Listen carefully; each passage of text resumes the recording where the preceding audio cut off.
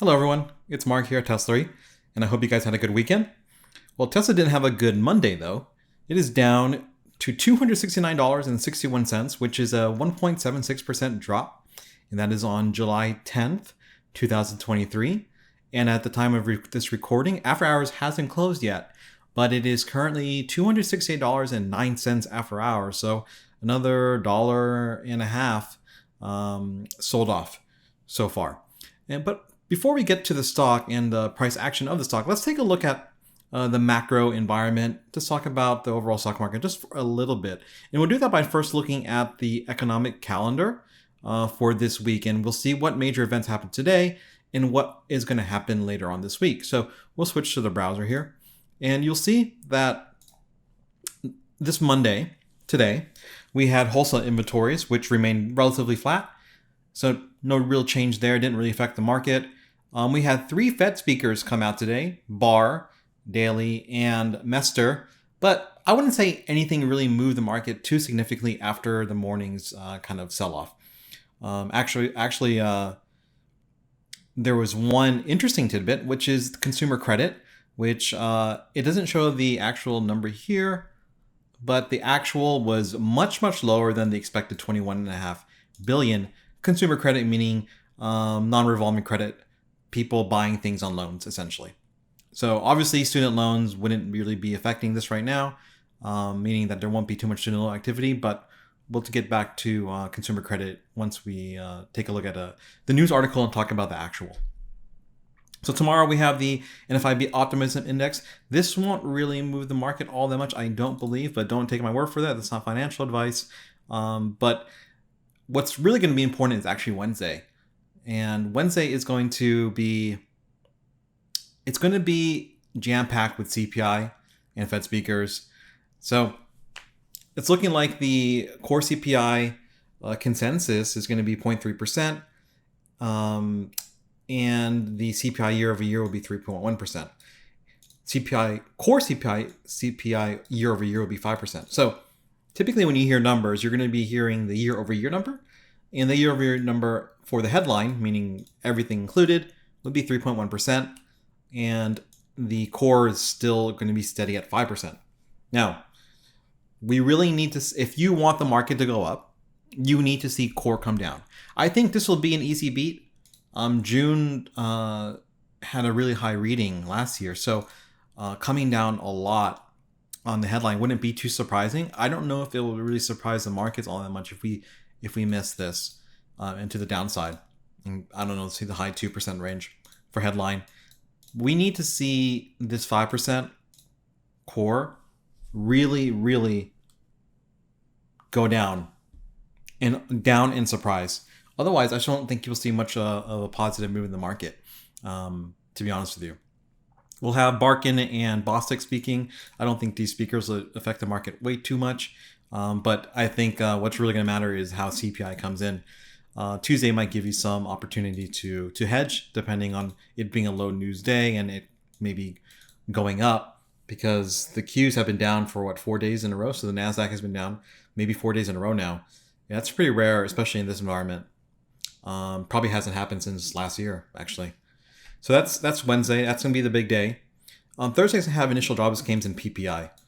PPI should come in pretty low, just like, I think China kind of leads with their PPI reading, and it shows that there is a huge deflation issue coming up. People just don't have money to buy anything. Costs from materials is going down too. So, producer price index should come in, decently fine. I don't think that's going to be really a big issue. What usually happens is, let's say core CPI seemingly seems good to you. Maybe the number is really good. Let's say CPI headline is really, really good too. And you're like, okay, I'm expecting a huge pump in the market. Sometimes there isn't a huge pump in the market. Now, why is that? Well, it could be just mainly positioning. There's a couple CPI releases over the past couple of months where it seems like it's a good number and then immediately sells off. Usually because it hits a certain level. Maybe we are already high already and it hits a level that people want to take profit on. And you see that pretty violently. But back in December of last year, we're not that high up, but we are pretty toppy to some people. Some people are looking at the S&P 500 as kind of a distribution, a double top into an island reversal, if you know about like patterns and stuff like that. But you probably know that if you're looking at the charts. I mainly trade the S&P 500, but I don't actually trade the S&P 500 itself. I just kind of use it as a barometer for everything else I'm trading. So looking back at Thursday again, so we have initial jobless claims and PPI. Still a decent amount of news. Okay, so initial jobless claims. If this number comes in higher, remember that means likely more recessionary. If it comes in lower, the jobs market is too tight. The market really doesn't know how to react to these job numbers anymore. They really don't know. It's become almost pointless to even try to guess what it is. They never get this job number right at all. And consumer sentiment on Friday will be a big mover. And it always seems to be. It's always kind of weird. It's like these are just weird surveys that ask people these questions about, how they see inflation, how it's affecting them, what they anticipate it to be in the future. It's like you're asking normal people to be economists. It's just weird. But it can get pretty violent at 10 a.m. Eastern. So something to check that out. And something to look out for. Let's get over to consumer credit and let's look at this article. Let me zoom out here just so it fits in the window. So consumer credit is much weaker than expected. Non-revolving turns negative. So this is from mishtalk.com. He goes on to say, in this highlighted area, the Bloomberg Econoday consensus was for credit to rise by $20 billion. Instead, the rise is only $7.3 billion. In addition, the Fed revised May credit from $23 billion to $20 billion. So you get these like reports, and sometimes those reports just don't have enough time to give a really concise result. And so they give themselves the ability to revise the data as the months go on. And last month's reading for May, June's reading for May, it came down even more. So it wasn't as much credit being taken out. Kathy Jones in his tweet that's embedded says, consumer credit came in much lower than anticipated at 7.2 versus 20.3 billion in April, revised lower.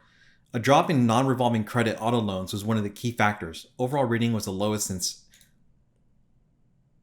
late 2020. And she goes on to show a chart where you're seeing a dip in people taking out loans, revolving and non-revolving. What does this mean for Tesla? Well, this is something that you guys need to kind of consider. Tesla just had record deliveries, record production in an environment where people cannot afford to take out a loan. And meaning the interest is so costly that it makes their loan 30, 40, 50, 60, 80% more than what it would have been 1.5 years ago, let's say. So Tesla is still able to sell hundreds of thousands of cars, be a market leader in the EV market, lead in China, and basically lead in America. So what I'm saying is that people are still buying Teslas in one of the toughest interest rate environments you can imagine. You probably don't have any idea. You couldn't compare this environment to any time in your life, really, sometimes, because maybe you weren't trading, maybe you're too young. And the last time we saw really high inflation, which led to really high interest rates, was back in the late 70s and early 80s. I mean, some of the CNBC analysts don't have any insight to really give you, because it's a totally different regime that we just went through. Maybe it's over. We don't know. We'll get a good idea this Wednesday of how inflation is really looking and what the possibility of continued pauses in the interest hike cycle. Maybe we'll start pricing in some cuts depending on how inflation looks. If inflation is really bad, then just expect the market to sell off incredibly quickly. Okay, so if people aren't taking out loans to buy Teslas, what are they doing to get Teslas? Well, they're getting a loan from maybe a bank and still, getting themselves into a pretty tough situation when it comes to a finance position for their Tesla. You can kind of look at it two different ways. So number one is that a certain Tesla models are severely discounted. So they're saying to themselves, I want to lock in this price, and then I can always refinance later. And that gets to point number two, refinancing. Refinancing is a great idea and all, but the problem with that is that, car loans are typically much shorter than, let's say, a home loan, a mortgage, where if you were to buy a home right now because you might have found a good situation, yeah, you have like 28 years to refinance. But if rates stay high, like Jerome Powell says they will stay high until, I don't know, end of next year. You're saying to yourself for 2 years that you're willing to accept 20 to 40% of the duration of your loan, let's say, of really, really high interest. Okay. But let's say that no one's taking out loans to get an auto loan to get their Tesla. Well, they're buying in cash. And that really says something too, is how much savings was built up during the COVID lockdowns and the stimulus packages that were given to everyday people like you and me. How much of that wasn't used is now being used. So it's curious to see, and Tesla's going to have a better idea about this. How many people are financing their stuff, and how many people are just paying outright cash. I'm really curious to know that too. But why is this good? Well, let's go back to the article about consumer credit. We'll scroll down, and you'll see some charts and stuff. What I really want to get to is the idea is that, I don't see it here.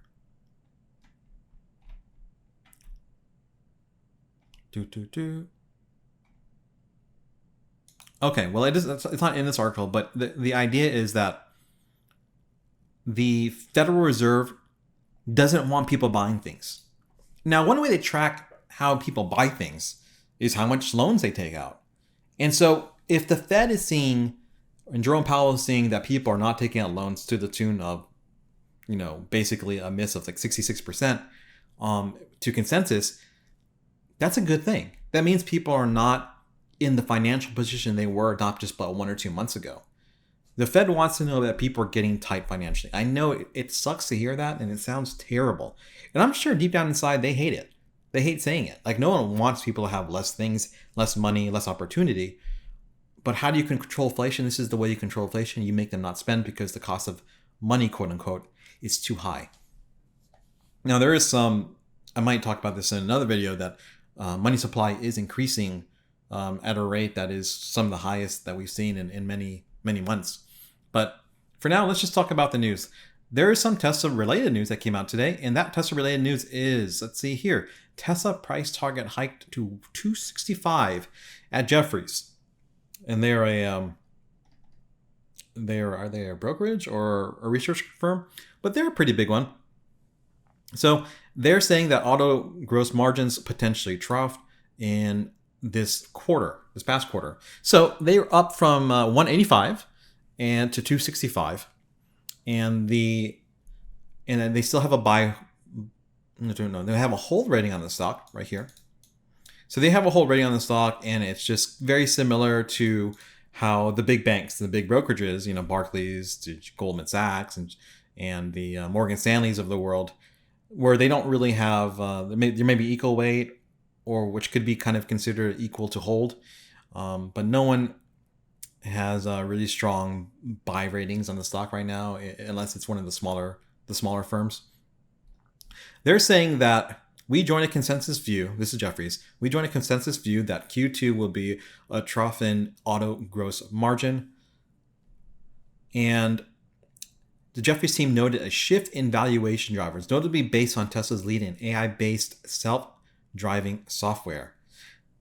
So it's possible that, okay, it's one thing to say that the gross margins have bottomed out. And they're going to say it's going to be, and you can see it right here, they're anticipating to be around 18.6%. And I kind of figured that's the best case scenario, high 18s from mid 19s the previous quarter. And this is because we have continued discounting and referral bonuses, and all these other incentives to move the lower end cars. So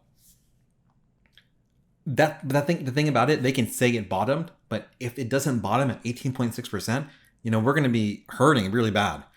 You're going to need to see a high 19s number to see a real good, a real good bounce in the stock next week. It's something that I'm really hoping for, obviously, but due to the really bad price action today for Tesla, and the fact that it was a weekend, the covered calls that you might have sold, you probably are pretty happy with them, right? Like, my covered calls are down 50%, and I rolled them out to a lower strike. Not financial advice. Houchis believes product refreshes like the much rumored Model 300 version and Tesla's small share overall of the mid-size car segment means there's still room to grow despite price cuts. I mean, obviously, if you look at the GM sales and Ford sales, they have like a million plus ICE vehicle sales in the past quarter. I mean, we can really eat into that with a cheaper Model 3, a cheaper next generation small car. I don't know if that's going to really do that great in America, but also the Cybertruck. And we need to get an SUV based off that Cybertruck platform. I think that'll be really great too. Be more competitive with Rivian. And Rivian is doing really good lately as well. So the next bit of news is more about a macro thing. And this is an article from Axios that says unsold electric cars are piling up on dealer lots.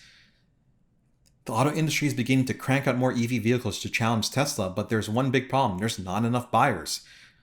Okay, so first things first. This article is not about Tesla. This is about everyone but Tesla. And the reason for that is because dealer lots. Let me highlight it here. We don't have dealers in the Tesla world. It's a direct-to-consumer market. So she's specifically talking about how people that are selling the Ford Lightnings and the EV Hummers in the GM world, they are not moving their cars at all. So first macro stuff. EV sales, which account for about 6.5% of the US auto market so far this year, are expected to pass 1 million units for the first time in 2023, which will be about a share of 1 million out of 15 million cars. I believe 15 million cars will be sold. About 1 million of them will be EVs potentially. A Cox survey found that 51% of consumers are now considering either a new or used EV, up from 38% in 2021. So I'm not sure what the date this survey was sent out on, but if this was a recent survey in end of 2002 or beginning of 2023, what we do know now is that the majority of consumers have the EV in their mind. They have this idea that I could buy an EV. Maybe I won't, but at least I'm thinking about it and giving it a real shot. Tesla's rapid expansion plus new EVs from other brands are fueling interest. 33 new models are arriving this year and 50 new or updated models are coming in 2024. But sales aren't keeping up with increased output. Details. Axios goes on to say, the nationwide supply of EVs in stock has swelled nearly 350% this year to more than 92,000 units. 92,000 units sitting on lots, guys. That's a 92-day supply. That's 3 months worth of EVs, nearly twice the industry average, typically for what they mean about for ICE vehicles. That's insane. The EV competitors are not selling their cars, and the OEM legacy EV cars, they're not moving at all. Now, Axios goes on to get into the nitty-gritty about some specific numbers when it comes to individual cars and individual brands. Zooming in, they say, Genesis, the Korean luxury brand, sold only 18 of its $82,000 G80 sedans in the 30 days leading up to June 29th and had 210 in stock, a 350-day supply of their G80 cars. Other luxury models like Audi's Q4 e-tron and Q8 e-tron and the GMC Hummer EV SUV have bloated inventories well above 80 days, which is of course above average, all come with hefty price tags and make them ineligible for federal tax credits. Something that we really need to see when it comes to pricing for the Cybertruck is having a base model Cybertruck come in below the 70,000 threshold. I think if Elon can do that and get trucks and SUVs all under the federal tax threshold for credit, that's going to be huge because it's going to make the other manufacturers even much more uncompetitive with Teslas.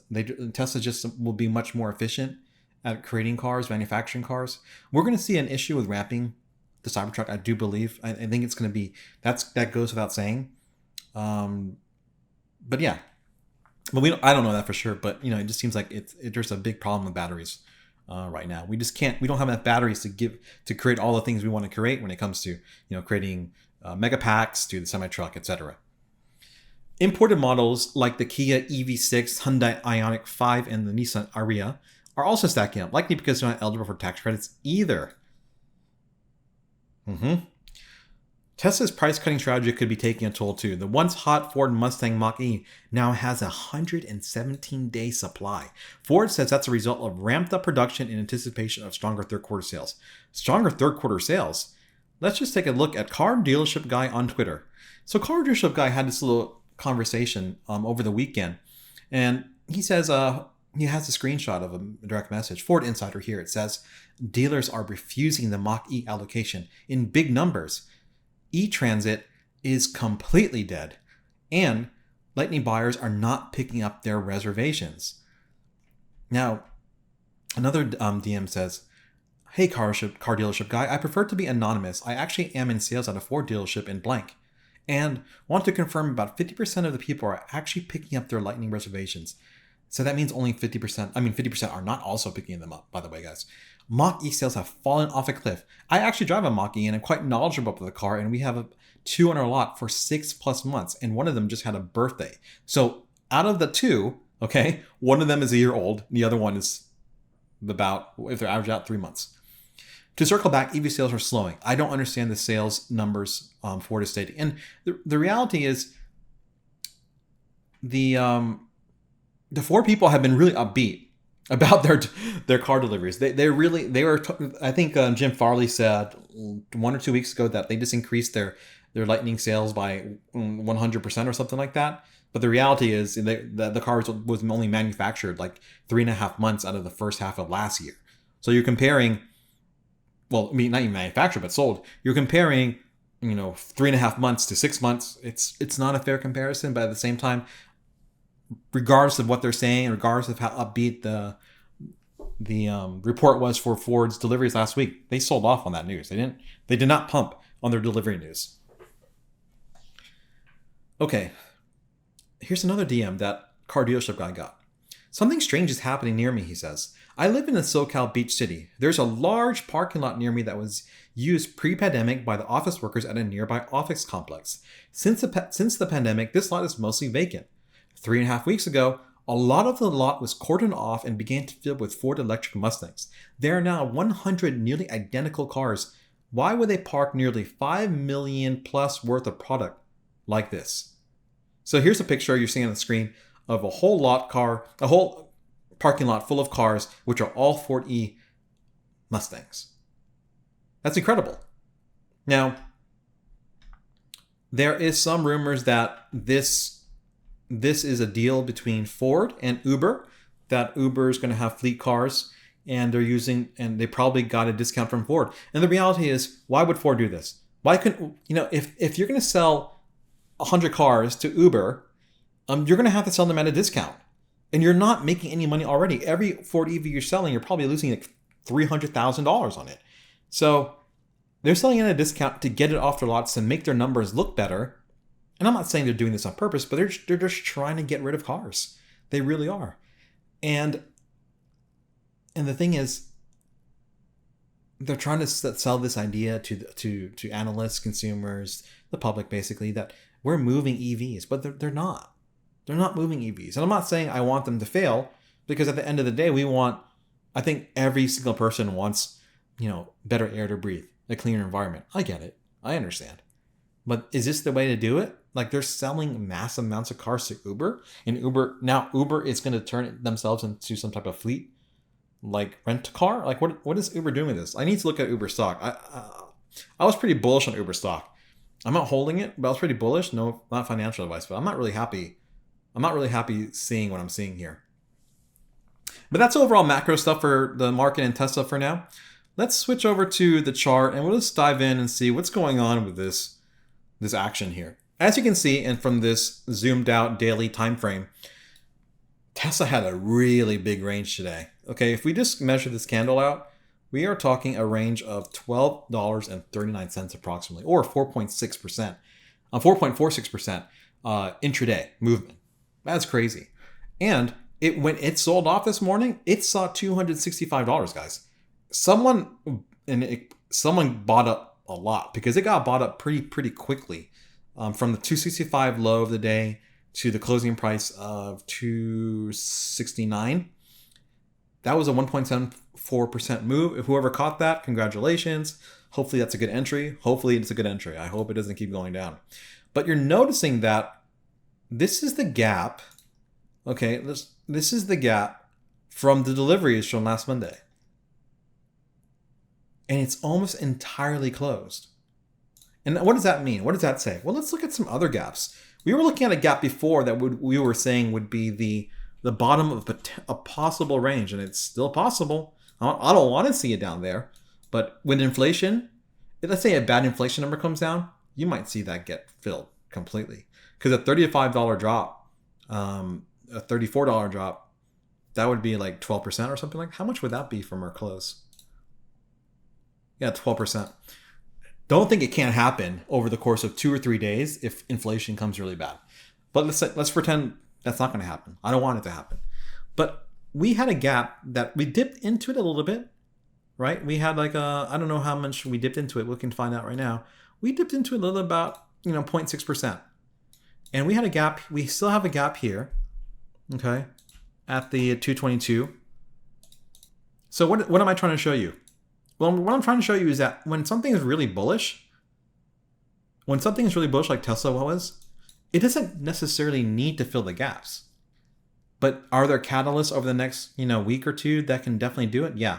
You can see a gap fill from earnings next Wednesday, and you can see the start of it from CPI this week.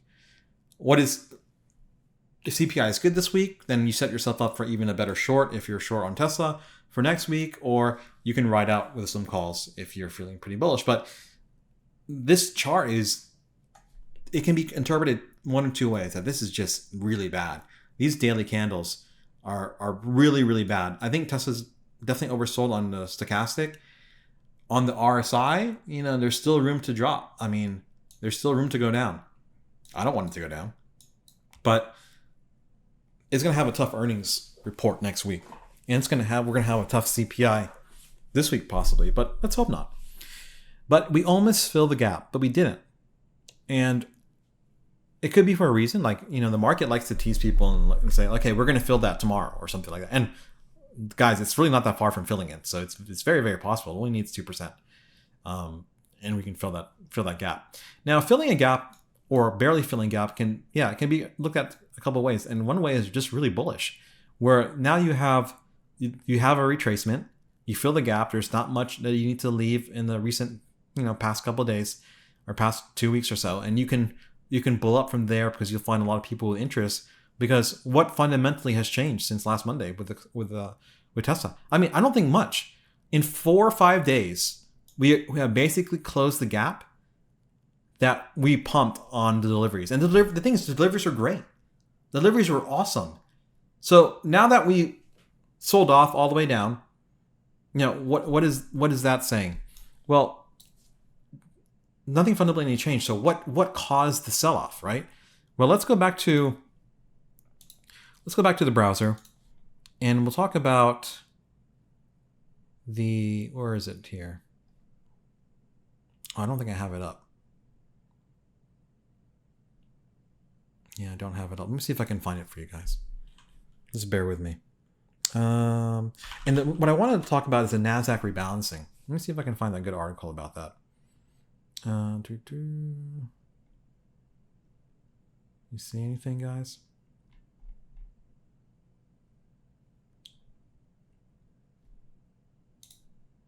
What's this Investor Business Daily? Okay, let's talk about this.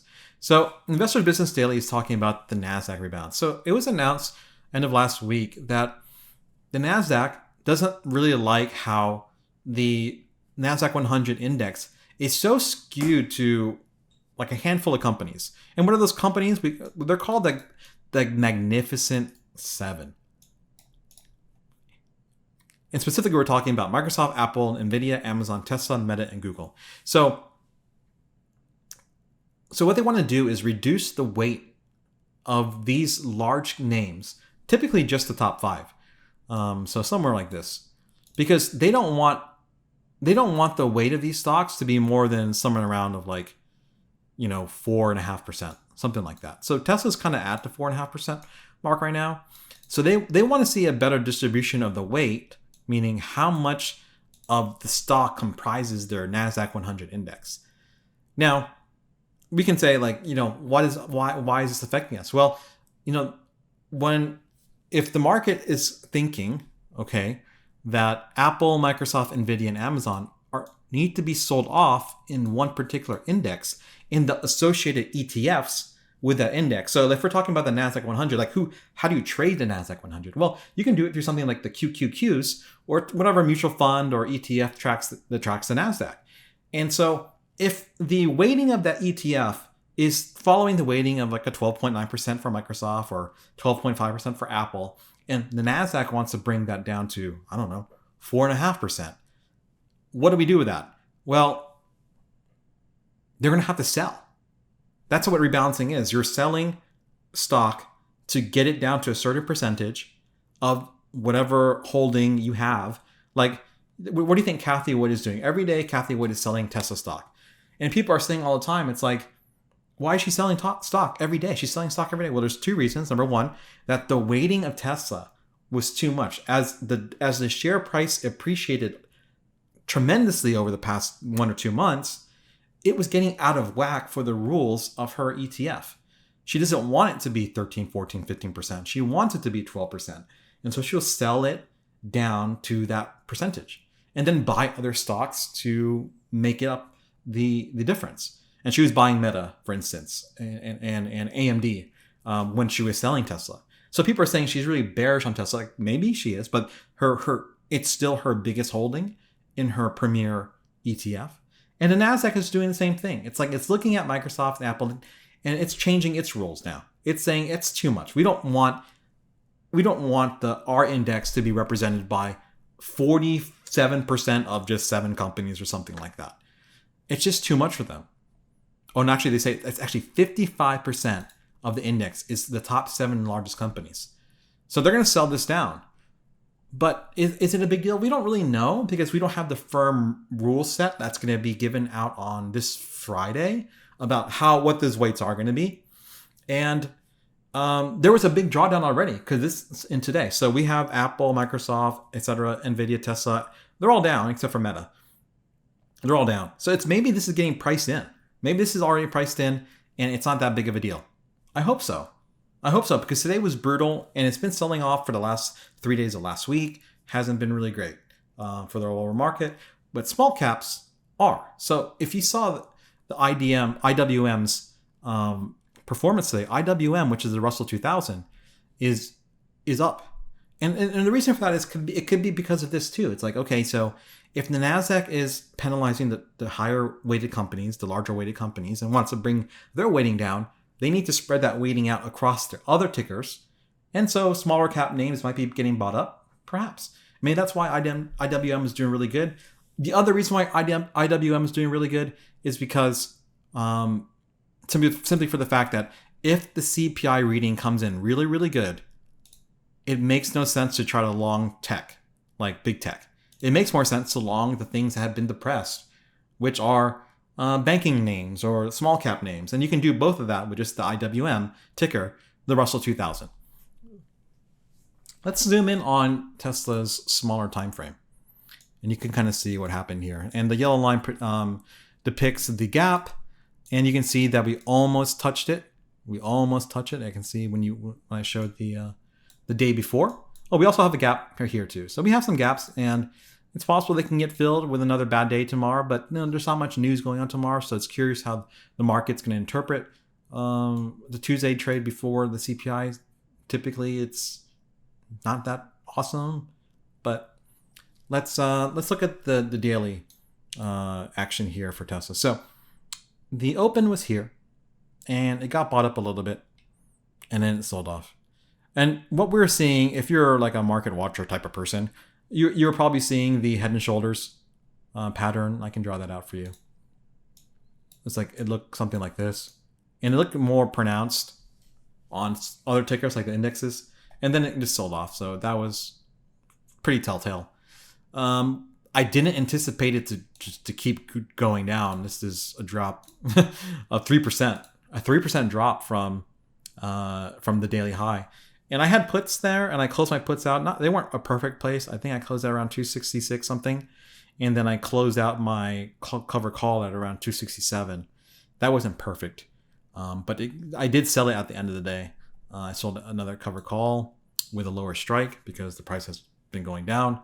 How far have we drawn down from this kind of distribution or double top? Let's take a look at how far we've drawn down. So we drawn down a 6.72% from the highest high to the lowest low of today.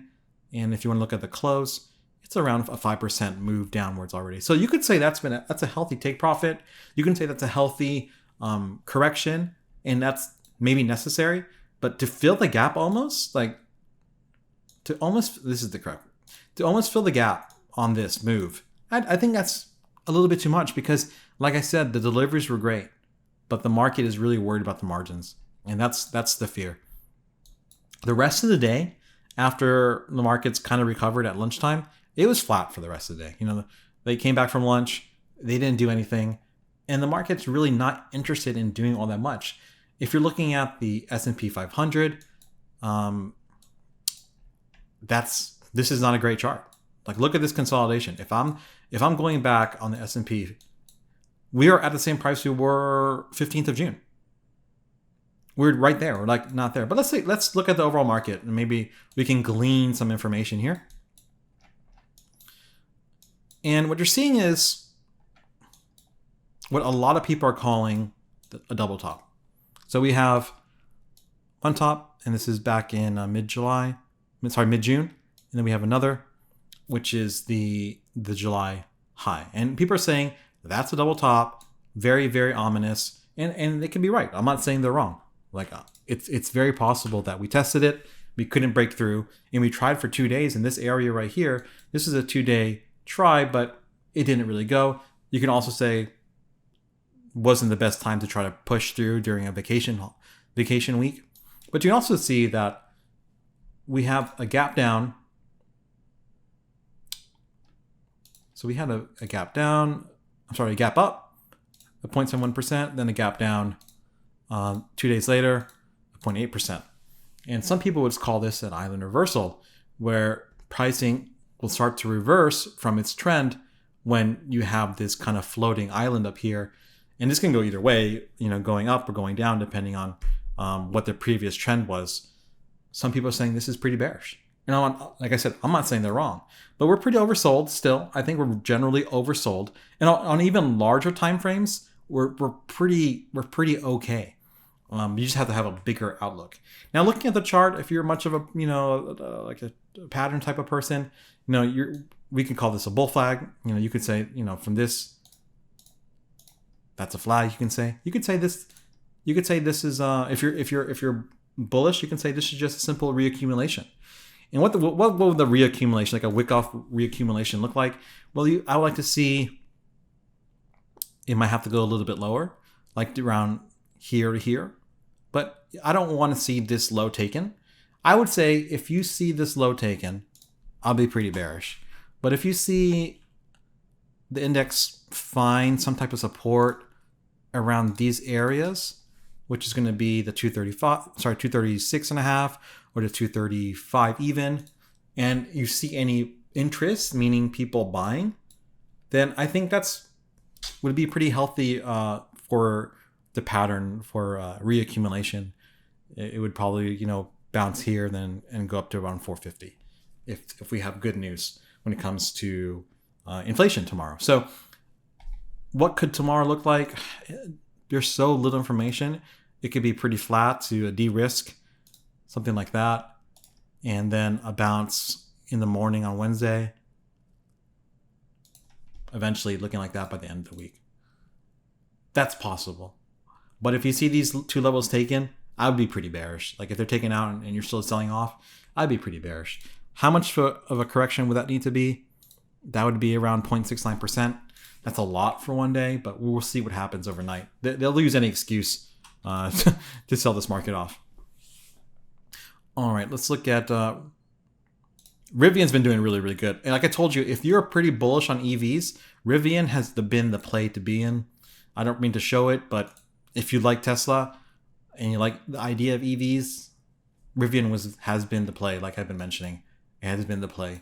Much better than that at Tesla, because Tesla's had a run up, and this is Rivian's run up. Now, Rivian's run up, it's been pretty high already, so I'm not sure how much more room we have left, so that's not really financial advice to go long. But pretty consolidation-ish, rangy, choppy day. This is the type of day that the market wants basically to destroy options, kill theta. It's basically because there's really not that much interest. Volumes are pretty low. So not too great looking right now, but we bounced off this level, this 265 clean, and hopefully we can see some up movement finally. But I've been saying, we would be ranging for up until earnings. Like we're not going to make necessarily a new high, and that would have been somewhere around the 289, 290 mark. If we see that taken on a Wednesday, I say we bull for a while. If we see pretty bad inflation numbers, you sell off until earnings. If the overall macro environment is really tough, even during next week, like if we don't have any good macro news, it would be pretty hard for Tesla to bull, even if the earnings are decent. It would probably be a sell. So just be careful out there. Let me show you the larger time frame actually on before we go. Let's look at like a monthly time frame for the S&P. And you can see that there's still a little bit room to go. And RSI is actually kind of dead in the middle. If you look at something like a weekly, RSI has some room to go. And the stochastic is pretty highly overbought, but curling back around. So I think we're in a good spot for the market to go either way again. And that's how market makers always want it. All right, thanks for listening, guys.